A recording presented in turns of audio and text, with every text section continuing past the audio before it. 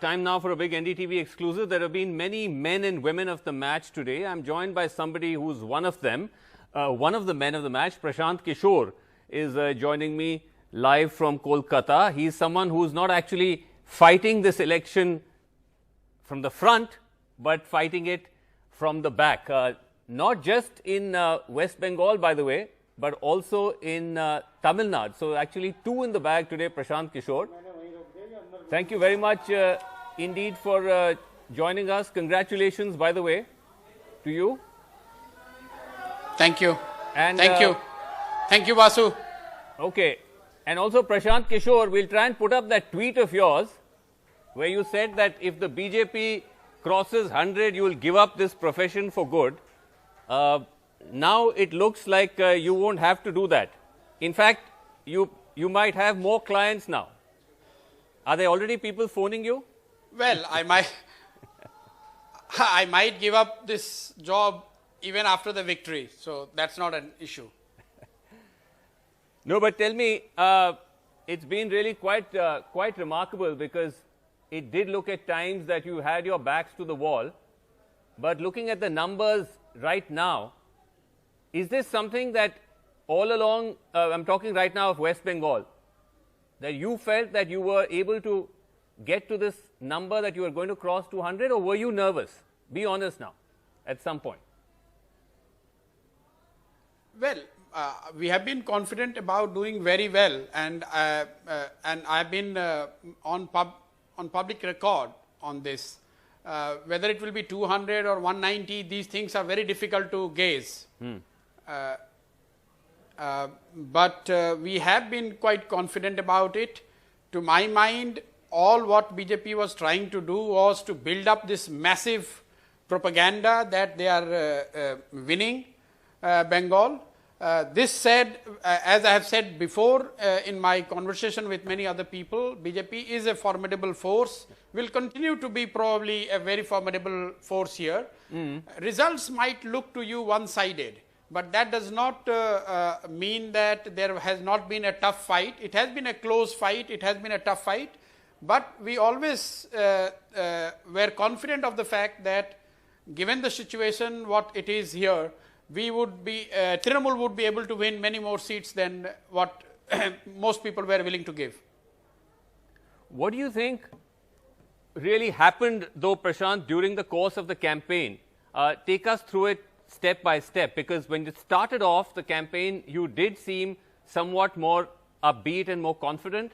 But as it built up, and particularly as Mr. Modi came and again, did you start to see it shift away and towards the BJP? See, when we started from that time onwards, we have gradually built on the strength of Trinamool. Trinamool leadership post their Lok Sabha performance have been very cognizant of the weakness or the course correction that they should or they should have done. And we have been proactively trying to address those issues, both on the government side as well as on the political side. I think partly the victory is attributed to that, but you know, by and large, it's the strength of the Trinamool here, the leadership of Mamata Banerjee, and people still having the faith and the trust in her leadership that has helped Trinamool win this election. So, when you said course correction, you're talking about all the steps that you've spoken about elsewhere as well, that there was this sort of public anger, particularly after the cyclone Amphan, worries about whether aid was reaching, worries about corruption, and then you had to find ways of fixing that. Talk about that. Well, it's not about Amphan. See, as a political party, what happened, you have to be cognizant of what is happening around you. In Lok Sabha, Trinamool did get the setback in terms of the number of seats which they were expecting to win versus the number of seats they won. The good thing about them is that they took cognizant of, they took the responsibility, they recognized where they need to do the course correction, and they did what was needed on their part. Parties can win or lose. Like what? it's important that you take you recognize that yes, you need to make amends with what you are doing, the way you are organizing, the way you are addressing the issues that people expect you to address. Right. And probably where BJP has not accounted for the change which Trinamool brought into its working, its effort, its formation post Lok Sabha, and that is why they are up for the surprise. Right. But you know, really the remarkable thing is that the BJP, through everything at this election, you know, you had close to 40 rallies, 50 rallies by the Prime Minister, Amit Shah, the works, all the big leaders. You know it more on the ground than even I do. And yet, Mamata Banerjee pulled it off. Well, you know, both sides, whenever you have a tough election, both sides are entitled and they are likely to do all these things what you are mentioning. Sometime it works, sometime it doesn't work. Just because they have done 40 rallies, that doesn't mean that Trinamool is going to lose. This is something which is what I say, people who are not necessarily very well informed. Yeah. They extrapolate just by doing, you could do rallies, very big rallies, you could be very successful in doing those things and still can lose elections. Right. When Trinamool lost a few seats in Lok Sabha, if you look at the track record of their rallies, Mamata Banerjee used to get as big a crowd as she ever got in her life. But still she went on to lose 18 Lok Sabha seats. So sometimes we give too much importance to what you are doing. See, it's a first past post system.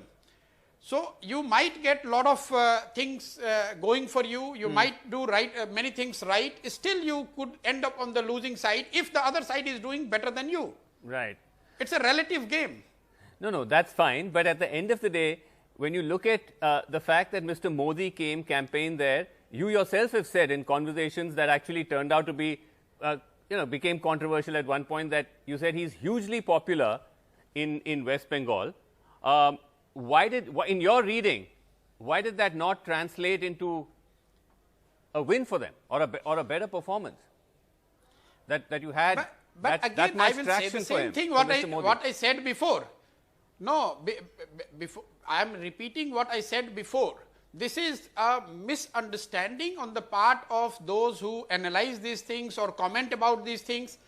Just because Mr. Modi is popular, that does not mean that they are going to win all elections. And just because he is drawing a lot of people in the rally, that does not necessarily mean that Trinamool is weak than BJP. But as a person who is working with Trinamool to help them win these elections, I am within my right and this is my style. I would take cognizance of the strength of BJP. Anyone who does not take the strength of their opponent, to my mind, is not right in their approach. Okay. Some people want to say that it was the admission on my part of their strength. I am saying on record, and I have been saying this ad nauseum on record, that I do recognize that BJP has great strength. And even in their defeat, I am saying that they are quite a strong political force in Bengal. Okay. But that does not mean that they are going to win. And for someone like me, unless I know and take cognizance of the fact that what are their strengths, how I am ever going to defeat them? Okay. The other thing which you also said, which again, created a bit of a flutter, was that you said that there's a lot of polarization which is happening, that there is a perception in Bengal, especially amongst Hindus, that there's been a lot of minority pandering, and we saw how the BJP tried to leverage that. How did you fight that? How did you push back against that? See, Vasu, let me say this on record. We, in the victory, I want to say that all the parties who are part of the democratic setup in India, they must raise their voice against the election commission, the way elections are conducted. It is completely partial. The way they are allowing the ruling party to conduct and behave in the elections, they are functioning just as extension of BJP. Only if election commission would have been impartial, these numbers would have been much different.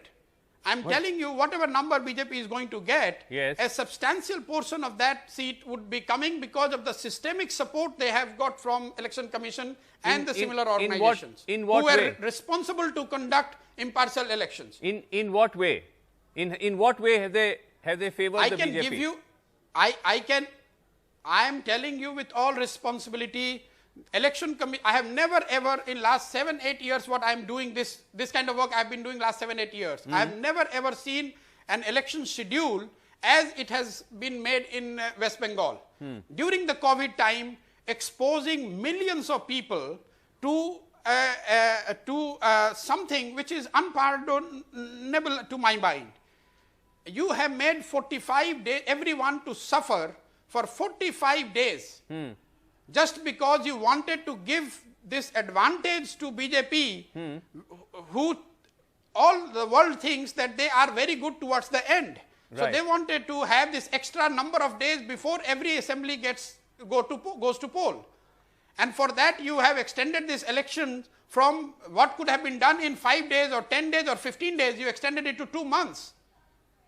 Okay. So you're saying the schedule Someone was designed... need to talk about this. Second, Yes, go ahead. Not only schedule. Yes. The second thing is the way religion is being used.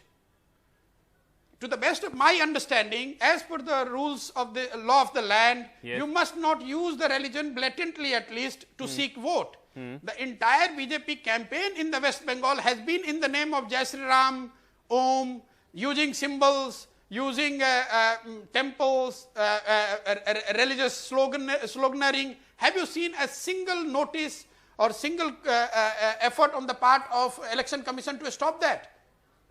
It's a very serious thing. We might have won this time in Bengal, but I'm telling you, this is not good for democracy. So all political parties must object to the conduct of Election Commission, the way they are running elections. It is completely partial. Okay. That is a point that is noted, but you still didn't answer my question. How did you fight this very, very divisive campaign, this very, as you put it, like centered around Jai Shri Ram? How did you as a party fight that? What strategy did you use? Towards the end, we have went through the hell with a blatantly partial Election Commission. We went through the hell. They gave the free hand to BJP to do whatever they wanted to do. Okay. No, but Prashant... Otherwise, these results would have been far more different than what it is looking. Okay. And I'm saying this in our victory. Okay. If I would have been saying this after losing, all of you would have said that I am cribbing because I have lost. Right. I am telling in our victory, I am telling Election Commission has been blatantly partial, and they made our life so difficult, and they did everything that possibly could have been done on their part to help BJP to win Bengal. Okay, that point is noted, but I'm asking again, how did you fight polarization as a political party? See, I have explained this in great detail. Those who there is polarization, we have to take cognizance of that. Yes. But polarization has a limit. If you look at the data over last 60-70 years, with polarization you can mobilize close to 50 to 55% of the vote of a community which you are targeting. It applies both to Hindus and Muslims. If you look at the vote share of BJP, it will turn out to be the same. They were looking at 70% of Bengal. They are going to get 50-55% of that, and that's the limit of polarization. I'm glad this holds, because this gives confidence to many other parties and political activists who would like to take on BJP, that don't get afraid by this bogey of polarization. Okay. There is a limit to the polarization and how much vote it could result into in favor of BJP. But what about they create this hype much before the election, and you think that since it is polarized, you don't even make an effort and you give up and they win, and then you think that they won because of polarization. You don't win because of polarization, you win because you give up without fighting. Okay, but what about the counter accusation that Mamata Banerjee herself does minority pandering, that she also made that speech where she said that all the Muslims must unite and vote for the Trinamool. The Election Commission actually penalized her for it? Well, if Mamata Banerjee was penalized for making a statement which actually is half-truth because she has given call to both Hindu and Muslim to unite, then to my mind, entire BJP campaign, star campaigner list should have been barred.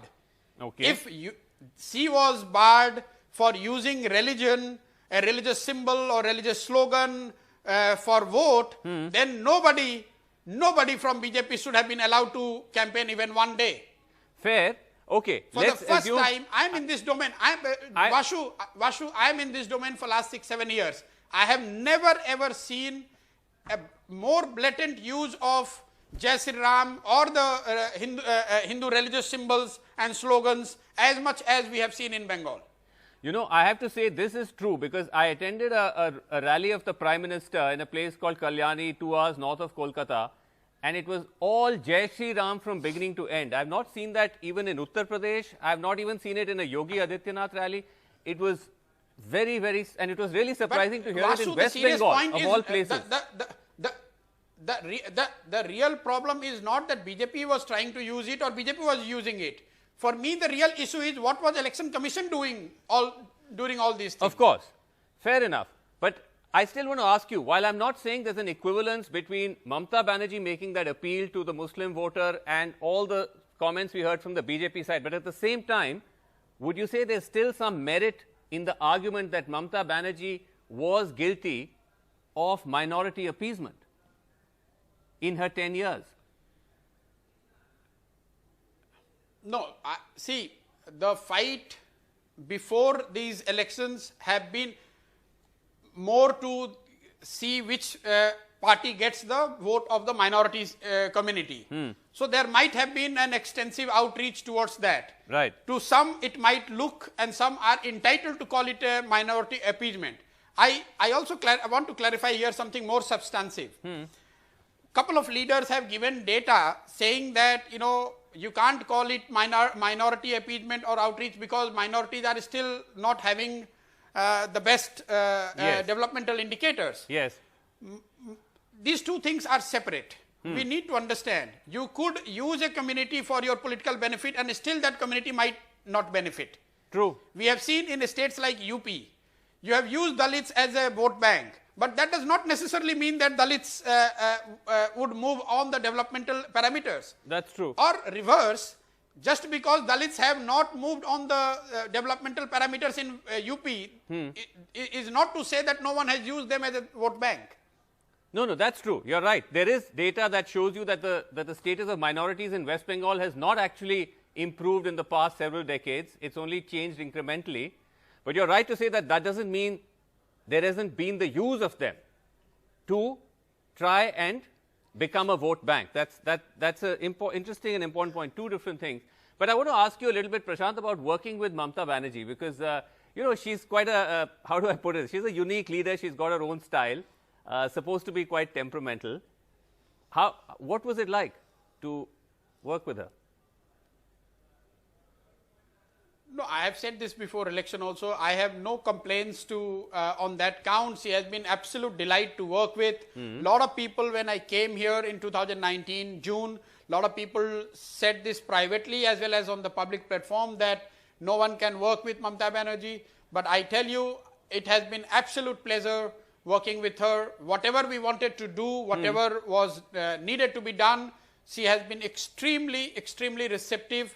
And she has been absolute delight to work with. Well, I have no complaints to make. And that's the reason I said that if after having all the support and cooperation from her side, if still I am not able to deliver, I must accept and be humble enough to accept that maybe I don't know how to do an election campaign. But you and worked hence I should quit. Okay, but you worked with many leaders. Give a comparison. Like, what's the difference between her and some of the others you worked with? It's very difficult to compare. I think let's not get into comparison. I meant every individual has a different way but I of meant working. like, okay, but tell me one or two qualities about her which stood out for you. Like, you know, is it the way she takes decisions? Is it a political instinct? Well, what? I would be again repeating myself on this. Yes. Her strength is her ability to connect with the people. When she is among the masses, when she is dealing with the masses, she probably connects better than many other leaders I have seen. Okay, so there's a connection there, but she was open to having you come on, take over so much of the campaign, take decisions. She was okay with all that? I would presume she was okay. That's why that is why we would be able to do what we have been able to do. But there was a point where so many leaders were quitting and blaming you for it. Yes, but see, I have been telling this. People were quitting were actually largely as part of our own design. If you were discredited, if you were in hand in gloves with BJP, if you are the one against whom people were in your area, yes, you would be pushed out. And BJP were very happy at that time, taking them in on their side. Look what the results are showing. All those, and most of them, I would say, if not all, are losing their elections. You're talking of Suvendu Adhikari amongst others, but let me use no, that. I don't. No. Fine. Some of these guys who have been hyped up by media, I told that time also, and I'm repeating. It is Mamata Banerjee who matters. Just because Prashant Kishor has done an election, that does not mean that I am to substitute Mamata Banerjee. The lieutenants could change, but the core of the party is Mamata Banerjee. People have been voting for Mamata Banerjee. If I start feeling that I have become very powerful, yes, or I have become popular, then I would make the same mistake what some of these guys have made. They mistook the support which they were having, yes, because they were the lieutenants of Mamata Banerjee. They mistook that for their own support, and that is why they have paid the price. But what about Mamata Banerjee herself? Was there at any point that she was starting to get a little daunted, when the Prime Minister, carpet bombing, very, very intense campaign by the BJP? Did she ever seem daunted or jittery at any point? Again, be frank. Whenever you are against a party as formidable as BJP, whenever you are going into an election as high decibel, as important as the one which we have seen in Bengal, you have to be cautious. You cannot be complacent. You cannot take things lightly. You cannot be overly confident. But that does not mean that we were scared or we were thinking that we cannot defeat You didn't BJP. answer. Okay, you didn't quite answer my question. Did she at any point seem a bit, worried, jittery, or just? Well, Vasu, I can tell you on record, all the leaders I have worked before election, before these results, everyone gets a little bit jittery, everyone gets nerves, everyone is human. And or for that matter, any other leader, they might appear very differently on the camera or in the public. Everyone gets nervous. Okay, everyone. And it is human to get nervous. It's human. Okay, so you're saying in a way she also was nervous at some point, but that happens. What about Nandigram though, Prashant? Because, we've got to see the final numbers. Of course, she's leading and is, in Nandigram, but was that a close fight? Was there any cause for tension in Nandigram? We have always been confident that she will win comfortably in Nandigram, and I have no doubt that she will win Nandigram comfortably. Okay, so that was never a question mark. Not at least in our minds. But were you fully on board with the decision of hers to fight in Nandigram? Because that was a big risk. See, any decision that were taken, you have to take responsibility for that. You cannot say that I was part of this decision and I was not part of that decision. Any decision that was made, right or wrong, I am to take my share of responsibility. Okay, fair enough. I just want to ask you though, have you had a chance to speak to her today at all? Yes, many times. And what was she say? What was the mood and what was But she will speak to media in couple of hours time once the result numbers settle down. That should be fine. No, but I'm asking you without betraying, whatever client confidentiality. Did she seem happy with the way things were going? What was that? First of all, she's not my client. Okay. I understand this relationship which you guys make so much client and transaction or contract. Okay. But I spoke to her. She is cheerful as she would be on her victory, and I'm sure she will speak in an hour's time or a little bit more once the numbers are a little bit more formed up. Right, but Prashant, you're saying she's not a client. Okay, then how would you describe this whole arrangement? You tell us. How do I myself call as a political aid to whoever chooses to work with me or whoever chooses to have me work with them. Okay, political aid. I don't have this client and vendor relationship. No, but Prashant, there is still a financial aspect to this, right? I mean, to get you and your team to come and work for a political party, you still have to make that transaction. And presumably they pay you, and I'm assuming it's a sort of small amount. You have asked this question. You have asked this question a couple of times. Let me answer it try to answer it one more time. When you involve someone like an IPAC, yes, an organization like IPAC, of course you pay for the campaign. Right. Because if there are rallies to be done, if there are research to be done, if there are surveys to be done, if there are polls to be done, that involves money because you have to deploy resources on the ground. But there is no fee. There is no office where you can walk in and say, okay, here I am with XYZ party and I want to give you X amount of check, come and work with us. No one can hire us because we are not available to be hired. We choose to work whoever we choose to work with. Oh, I see. So people approach you, then you decide. I'll go with and A if or you B. still do not, if you still do not believe, yes. If you still do not believe, try your hand with somebody with the biggest possible check that could be imagined, and ask them to come and try to engage IPAC and see what happens. Okay, I can only think of one party that can. If you're talking of the biggest check, there's only one party. But I don't know if that party will either approach you or you will want to work for that party. But Prashant, come on, give us at least one or two memorable moments, some story from the election. Some moment that stood out for you. It could have been a high, it could have been a low. What comes to mind? Well, Didi meeting with the accident, hurting herself, being in hospital, those 2-3 days were quite troublesome for us. Okay. Because it was right at the beginning of the election. We were really worried if she is not able to get out of her bed and campaign.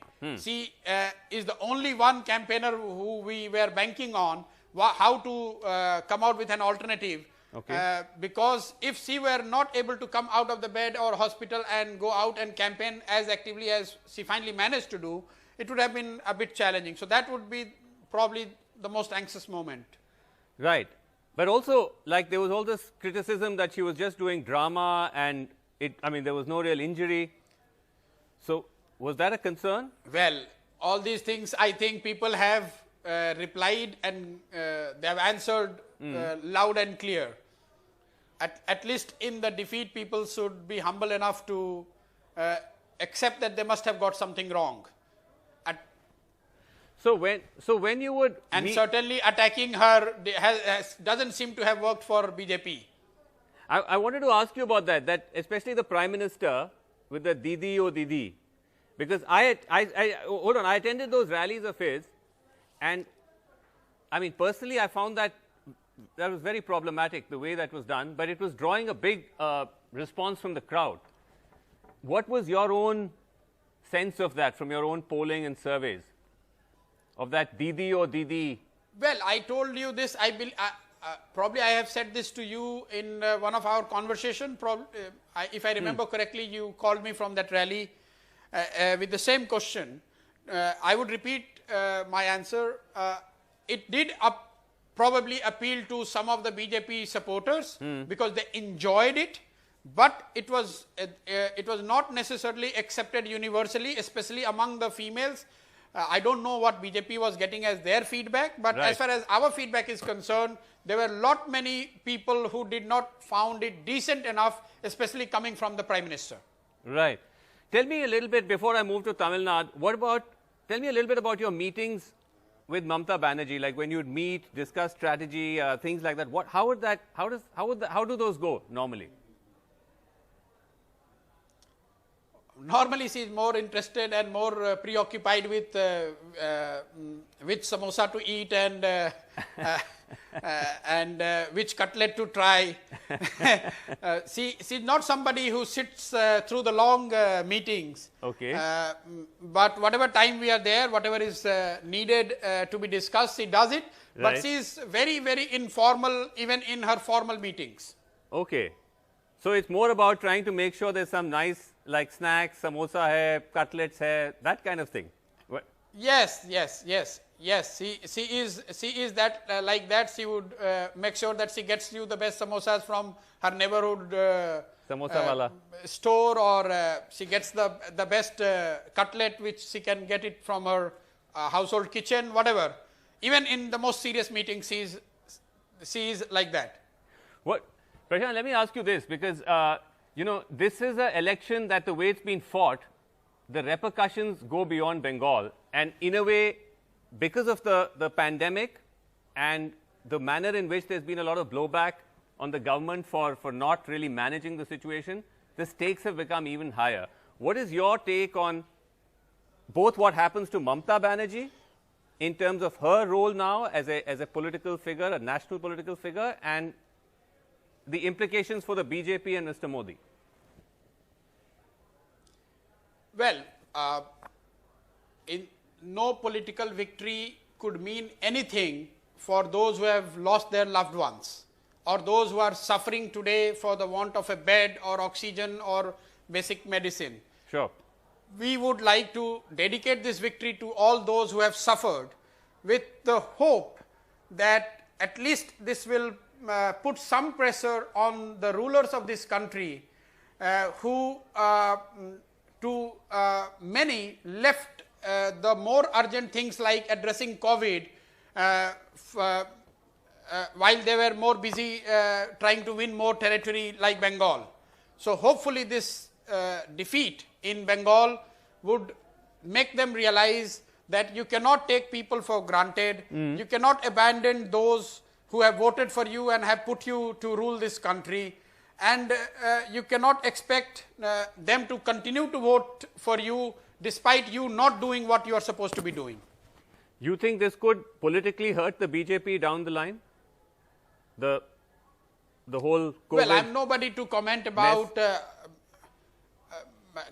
I don't want to make any specific commentary on that, but it is in general, as a ruler, if you are not sensitive towards the needs of the people, no matter how charismatic you are, no matter what is your organizational muscle, no matter how much resources you deploy, no matter how much system is in your support, ultimately people will make sure that you don't win. Okay, that's the BJP and Mamata. What about the Congress? What are the takeaways from the Congress here? Because not only could they not win in Assam, they couldn't win in Kerala, where Rahul Gandhi is an MP from Kerala. This is not good for them. Well, yes? Vasu, what can I say about Congress? I am too small a person to comment about Congress. No. This is for Congress to reflect. Oh, come on. I mean, let's not. See. No, come on. I'm telling you, this is for the Congress to reflect. No, that's now being very diplomatic, and that's not like you. You do see this as continuing evidence that the Congress is struggling to get its act together. Mamata Banerjee was in a difficult position after the Lok Sabha elections. Big shock, BJP winning that number of seats. She took steps. She hired a Prashant Kishor, etc., etc. I'm not saying you are necessarily the answer to every political party's problems, but she took steps. She acted. We don't see the Congress doing that. That's not a problem? Well, I cannot comment about Congress.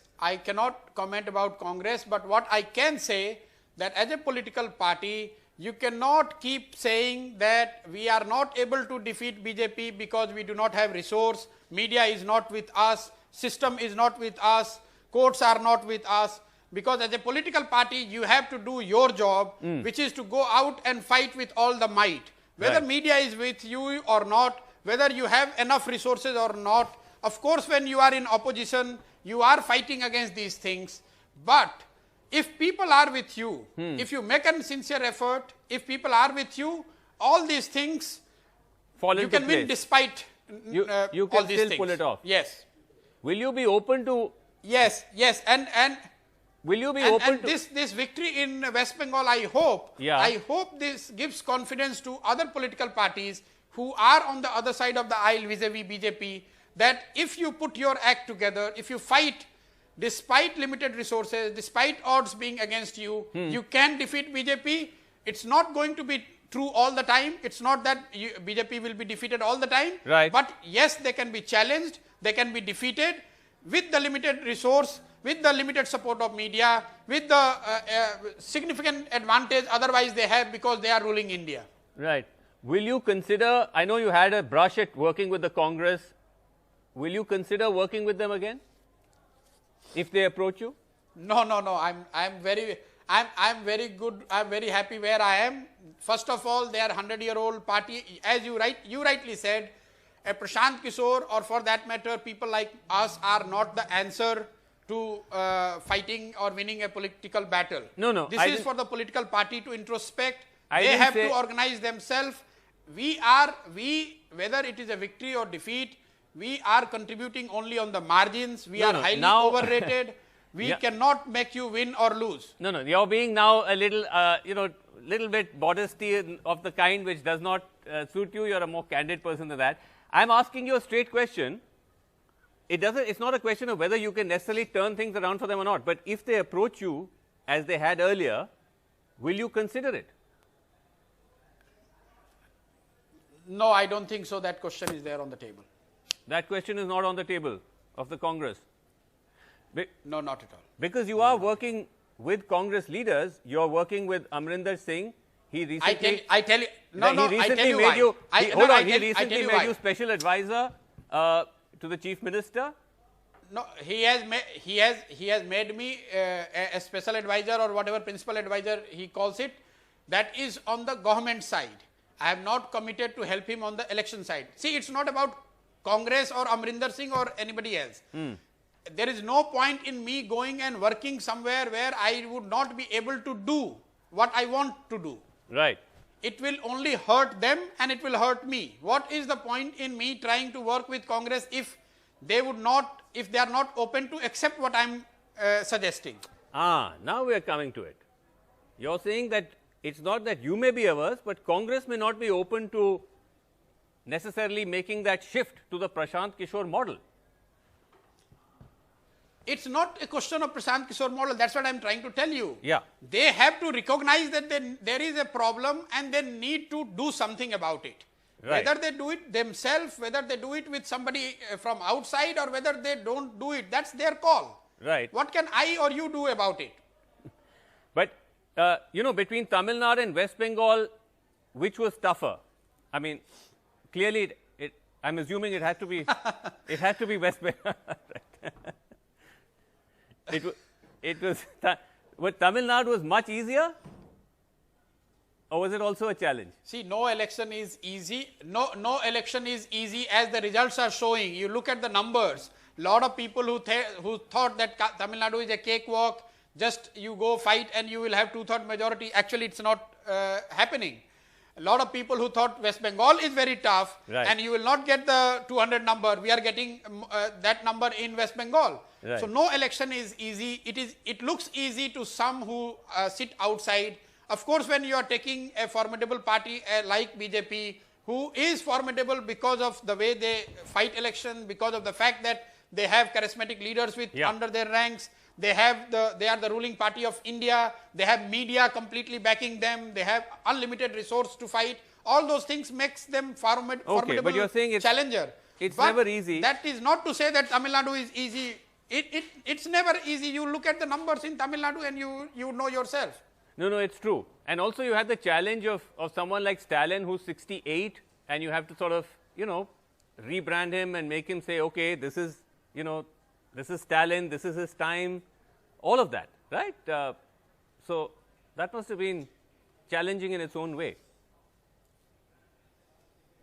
Yeah, every election, see, Tamil Nadu has its own challenge, the language, the culture, the vast state, the party which has lost their leader, Mr. Karunanidhi, they are fighting for the first time under the leadership of M.K. Stalin, who hasn't won an election other than the last Lok Sabha election under his leadership. Right. So all those things were there. You cannot say that it's very easy. Yes, you sit in Delhi and then you say Bengal is difficult, Tamil Nadu is easy. It's because you think BJP is the only party that can be a tough opponent. No, no, I'm sure. Every election is a challenge. But as we start to wrap, so let me just understand this. Right now, you're working with Mamata Banerjee, you're working with Stalin. Will you continue to work with Mamata Banerjee, you know, down the line, and Stalin? See, this, I want to quit this space. I want to quit this space and I want to be on record with you. I want to quit this space, leave IPAC to be run by the leadership team of IPAC and do something else, spend time with my families. I haven't met my wife or son for months. So I'd rather go and spend some time with them and then we will see where life takes. What do you mean? This is a big thing you're saying. Are you saying you're quitting IPAC for good or you're just taking a break? I will quit this space any which way. You're quitting the space of doing this election management or campaign strategy, whatever you call it. Yes, yes. I have no desire to continue in this space any longer. Wow. Why? If I may ask? And all those who were trying to troll me or who are trying to tell that, you know, BJP will cross 100, then you will be looking for a job. I am telling in the victory, I am quitting this space. I don't want to do this any longer. 1 second. This is quite a bombshell you've just dropped on live television. Why are you quitting? Because you've been part of now 2 winning because campaigns. I've had enough. Because I've had enough, 8-9 years. It's a tough job. I have done it enough. I want to pursue something else in my life. I will do that. I don't have to be doing this all my life, and I've been saying this in every conversation I have with people around me. Wow, that's quite a dhamaka. And beyond that, there are very able people within IPAC, the guys who run the show here. I just take credit for a lot of it. Those guys, it's time for them to take over and continue to do whatever they want to do under the brand of IPAC. No, no, but I must push you here because this is a sort of a, you know, as they say, last over googly you've bowled. That are you burnt out, or is it that you want to try politics now? Because you did kind of go into that space, particularly in Bihar with the JDU. Are you interested in politics? You want to jump into politics more directly? I'm not making any. I'm just telling that I do not want to continue to do what I'm doing. I have had enough. Good, bad, ugly, whatever I had to contribute, I have done my bit. Okay. Now it's time for my colleagues in IPAC to take over and me to take break and consider doing something else in life. So you're not ruling out politics? I'm not ruling in or ruling out anything. I'm just saying that I want to quit this space. Do all your IPAC people know this? Most senior colleagues, they know it. Of course, they know it. Okay, because I'm wondering if they're just listening to this right now on live television and going like, what the heck just happened? They know. No, they know. They have spent long enough time with me to know what I think and what I want to do in my life. So they would be the least surprised ones from this announcement, if you are calling it an announcement. Ever thought of becoming a television anchor? Just I'm not qualified, maybe. I'm not qualified. I see. That's very interesting, because I was actually going to ask you what next, because, you know, you had, like I said, you've got Mr. Amrinder Singh, you've got Stalin now, you've got Mamata Banerjee, 3 chief ministers, but you're saying in the middle of all this, you're walking out of this space. I think it's fair to say, Prashant, I mean, Yes. you know, I've known you for some time, that this does indicate that you want to jump more into the political akhada. You tried to sort of flirt with that with Bihar. You stopped short of jumping in last year, but is that pulling you now? I mean, is that a... Well, I have said this before and I am repeating, I am a failed politician. I tried my hand, I failed miserably. I have to go back and equip myself, probably learn even before I even think about it. I see. Okay, but that could be one particular path. Are you thinking, again, we're just doing a little bit of crystal ball gazing here, like some kind of federal front, you know, group of coalition of parties? Vasu, you are not getting anything out of me on this. All I'm telling is I'm very happy that we have been able to help Didi and MK Stalin to win. Now, I think IPAC is in the firm footings as an organization. They are guided and led by very able people. They should be able to take this forward and allow me to take the break and do whatever else I want to do in my life. Okay, fair enough. But I'm saying that, you know, some people quit and they take up strawberry farming, or they open a bar on a beach in Goa. I'm guessing that's not the route. That's not the alternate career path which you're thinking about. I mean, I think about that sometimes, but I don't think that's your jam. Maybe I will go and maybe I will go to Assam and with my family there, I would start doing tea gardening. Tea gardening, right. No, this is that whole jhola uta ke main nikal jaunga. I don't think that's happening to any of Yes. you or anyone No, else. I'm serious. I'm serious. I'm Okay. quitting, and there is no doubt about it. Wow, okay. That's quite a bombshell you've dropped. As I said, last over bombshell on this interview. But anyway, listen, it's been great talking to you. Congratulations once again. You know, what you do down the line is another matter. But for now, 2 big wins in Tamil Nadu and West Bengal.